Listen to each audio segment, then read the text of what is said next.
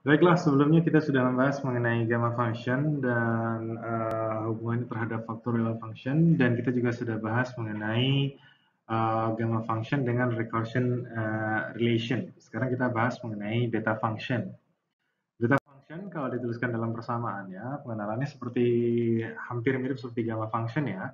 Cuman dalam kasus ini di beta function ini kita ada dua variabel, yaitu variabel p dan q. Kalau tadi di factorial function ataupun gamma function kita hanya pakai satu variabel.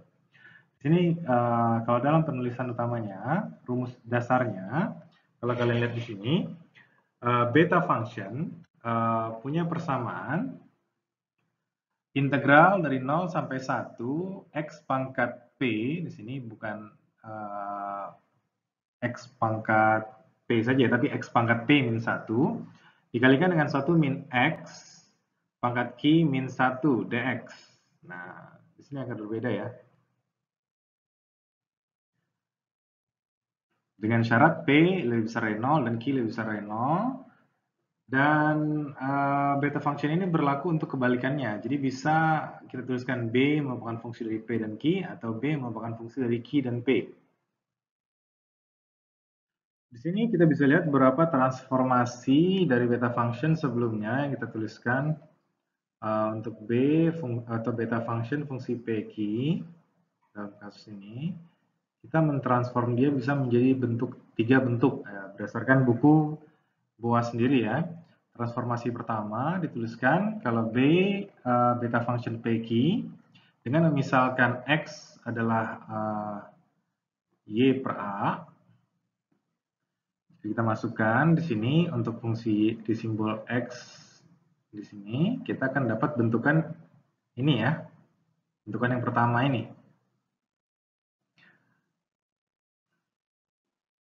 Nah, dengan anggapan adalah A merupakan nilai yang konstan, maka A bisa dikeluarkan. Sehingga penyederhanaan dari persamaan ini menjadi seperti ini. Oke, kalau sedikit penjabaran. Kalau 1 min Y per A pangkat Q min 1,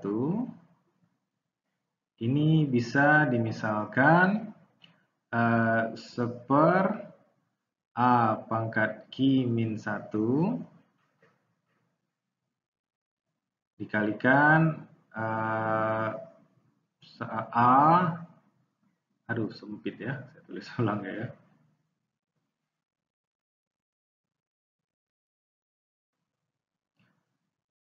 Satu min Y per A pangkat Q min 1 itu akan sama dengan seper A pangkat Q min 1 dikalikan A dikurangi Y pangkat Q min 1.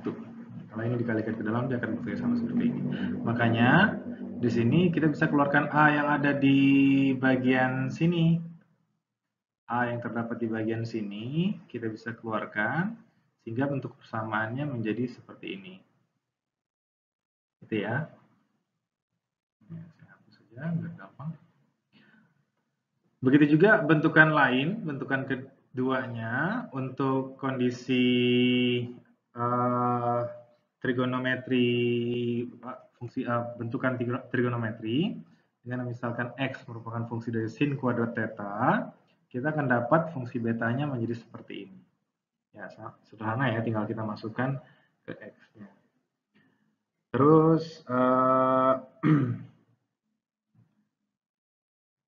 nah, ini bentukan lain untuk fungsi kalau x-nya kita misalkan adalah y per 1 plus y per 1 plus y. Kita akan dapatkan bentuk pembagian seperti ini.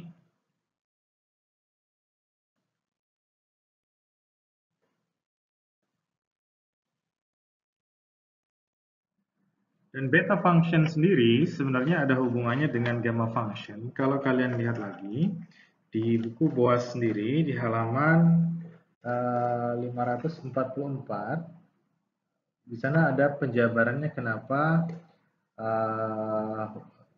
beta function dapat dituliskan dengan persamaan seperti ini. Nah, jadi kalau kita tuliskan ya, jika dipermisalkan, kalau tadi di buku BOAS dituliskan, jika dipermisalkan kalau gamma function P itu dituliskan adalah integral dari 0 sampai ta hingga dari x, kita pakainya t ya kalau di bukunya dibilang. T pangkat P min 1 dikalikan eksponensial pangkat min T dt. Nah, dipermisalkan di sini,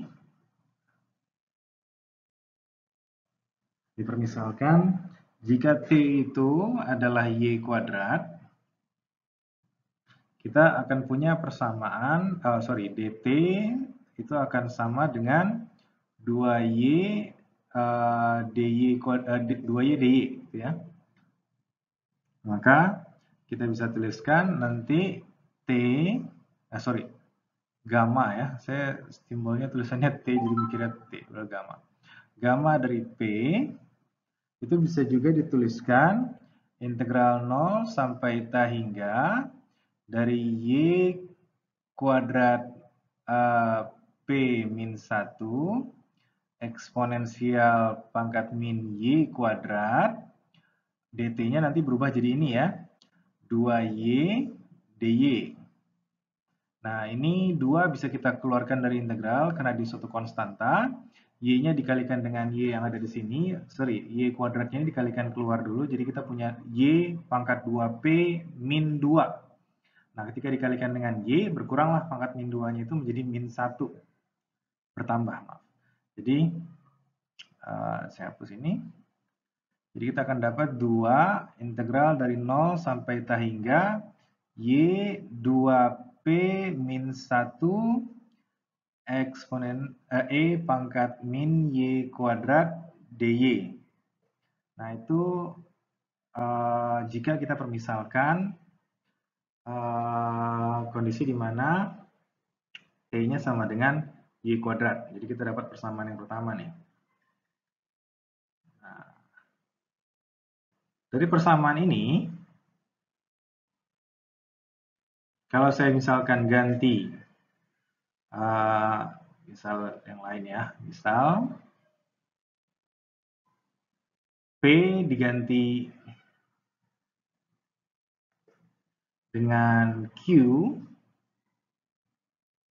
maka kita akan dapat persamaan yang serupa, di mana gamma dari Q dituliskan 2 integral dari 0 sampai ta hingga variabel kita ganti di sini x pangkat 2 Q min 1 eksponensial pangkat min x kuadrat dx gitu ya. Jadi kita punya 2 persamaan.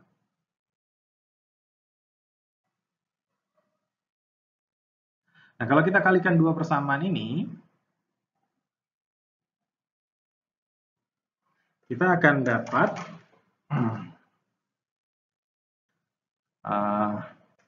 saya tulisnya agak ke samping ya, biar tempatnya penuh.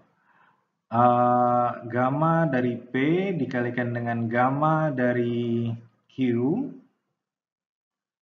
Hasil kedua integral ini jika dikalikan, kita akan dapat 4. Hasil perkalian 2 dengan 2 ya. Integral 2 lapis dari 0 sampai ta hingga untuk Y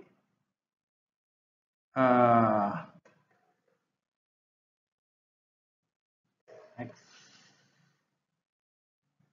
pangkat 2Q min 1 Y pangkat 2P min 1 eksponensial pangkat min 2 eksponensial pangkat X kuadrat plus Y kuadrat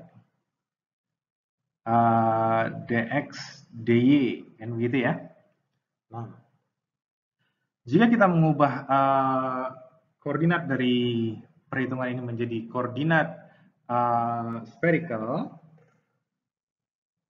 ya kalau nggak salah ya. Oh sorry, polar koordinat. Saya ganti tulisannya pakai warna lain biar diubah menjadi polar koordinat.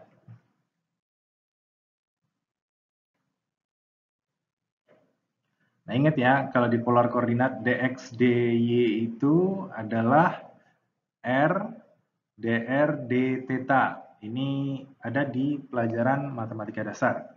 Jadi, kalau kita tuliskan ini, persamaannya akan berubah menjadi gamma P, gamma Q dari 4 integral 0 sampai ta hingga integral 0 sampai 2pi. Nah, ingat ya, kalau di polar koordinat X itu adalah R cos theta, Y itu adalah R sin theta, dan R itu adalah akar dari X kuadrat plus Y kuadrat. Nah, jadi di sini X-nya kita ganti dengan R cos theta pangkat 2Q min 1. Y-nya kita ganti dengan R sin theta pangkat 2P min 1. X kuadrat plus Y kuadrat itu kita ganti dengan R kuadrat. Sini R dr d theta. Nah, di sini tangan saya udah mulai pegel. Oke. Nah, kalau kita pisahkan R dengan cosnya, R dengan sinnya, kita akan dapat bentuk persamaan seperti ini. Nah, ini sama dengan ya. 4. Oh ya, ini mungkin ada yang bertanya kenapa integralnya sampai 2pi bukan sampai ta hingga. Karena kita ada dua batasan, ada yang R, ada yang theta. Kalau R itu bisa sampai ta hingga ya, maksimumnya ya. Kalau theta itu maksimumnya adalah 2pi, karena setelah 2pi dia akan kembali lagi ke 0. Nah, di sini kalau kita pakai batasan yang pertama, untuk batasan dari sampai R, integralnya kalau kita pisah, di sini saya akan dapat R pangkat 2pi tambah 2p gitu ya. Min 1.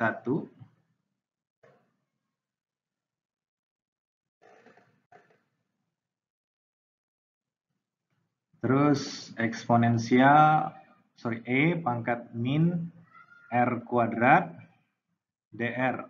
Dan di integral yang berikutnya saya masukkan trigonometrinya nih ya.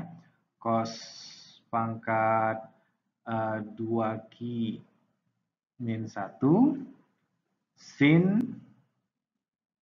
pangkat 2Q S 2P min 1 d theta. Ini 0 sampai 2pi. Nah, kalau yang di ruas kiri yang di sini, kita ingat tadi aturan yang pertama. Kalau misalkan Q plus P dimasukkan ke sini, Q plus P kita masukkan ke sini, misalkan jadi gamma Q plus P, maka di sini akan jadi 2 integral 0 sampai ta hingga Y dikali 2 P plus Q atau Q plus P min 1. Eksponensial min Y kuadrat dy. Mirip dengan bagian yang di sini ya. Makanya kita bisa gantikan dia. Tadi kalau di sini ada 2, kalau pengen nggak ada 2-nya maka dipindahkan ke ruas kiri, maka jadi setengah ya. Maka kita bisa tuliskan dia menjadi seperti ini. 4 dikalikan setengah gamma dari P plus Q. Nah, kalau yang cos tadi ingat aturan aturan beta tadi. Beta bisa diformulasikan dari 3 bentuk. Nah, di bentuk kedua, di bentuk trigonometrinya dituliskan cos theta kuadrat, cos theta 2Q min 1 dan sin theta 2P plus 1. Min 1. Nah, itu bisa digantikan dengan beta function. Tapi di sana ada dua di sini harusnya. Di sini ada dua harusnya kalau di beta function tadi. Nah, agar dia menjadi fungsi biasa, maka di sini dikalikan setengah beta functionnya. Nah, PQ gitu misalkan. Nah, ini duanya bisa saling menghilangkan dengan 4. Maka dari sini kita dapatkan tuh kalau hasilan perkalian gamma P dengan perkalian gamma Q itu akan sama dengan gamma P plus Q, P plus Q dikalikan dengan beta PQ. Maka beta PQ adalah gamma P kali gamma Q per gamma P plus Q. Nah, ini tadi yang hasil akhirnya. Mirip yang dengan yang di sini ya. Ini adalah penulisan matematisnya yang lebih sederhana, yang mungkin lebih enak dilihat daripada penjabaran tadi. Sebenarnya hampir sama, di sini hanya menuliskan lebih sederhana dan lebih rapi mungkin ya, karena saya ambil ini dari equation. Nah, di sini ada contoh dari bukunya sendiri. Kalau kita misalkan ditanyakan selesaikan persoalan di sini. Jika kita punya integral dari 0 sampai ta hingga dari x kuadrat dx per 1 plus x pangkat 5. Mungkin dengan integral biasa ini agak sedikit panjang penyelesaiannya. Tapi kalau kita gunakan beta function yang sudah kita pelajari tadi, dengan anggapan, dengan teori yang sudah kita tahu tadi beta function bisa terbagi jadi 3 di fungsi yang ketiga. Di fungsi yang ketiga seperti yang kalian lihat di sini. Nah, ini terdapat kemiripan bentuk persamaan ya. Terdapat kemiripan bentuk persamaan. Jadi kalau kita misalkan, di sini juga sudah dituliskan di bagian bawah, di bagian solution.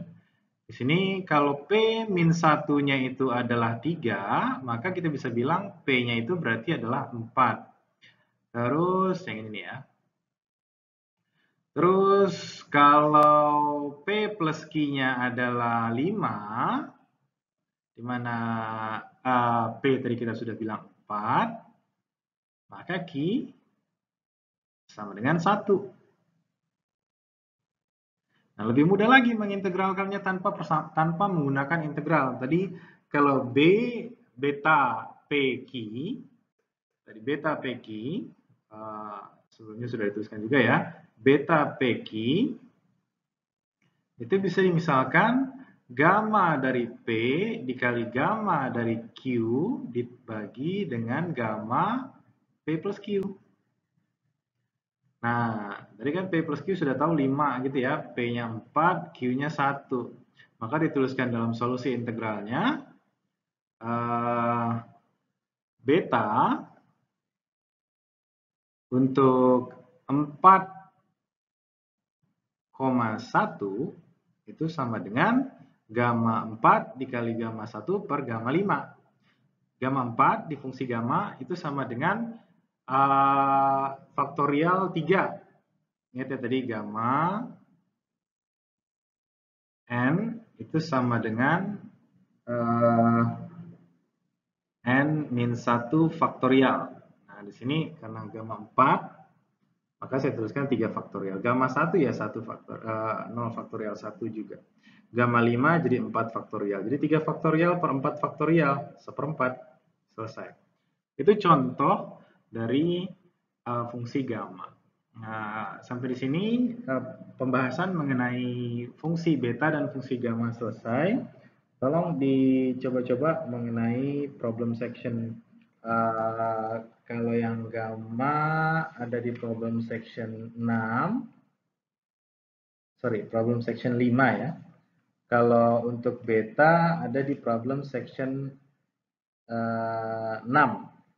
Gabungannya mungkin ada di problem section 7. Tolong dikerjakan untuk latihan-latihan saja. Nanti akan ada kuis saya berikan melalui emas. Terima kasih atas perhatiannya. Assalamualaikum.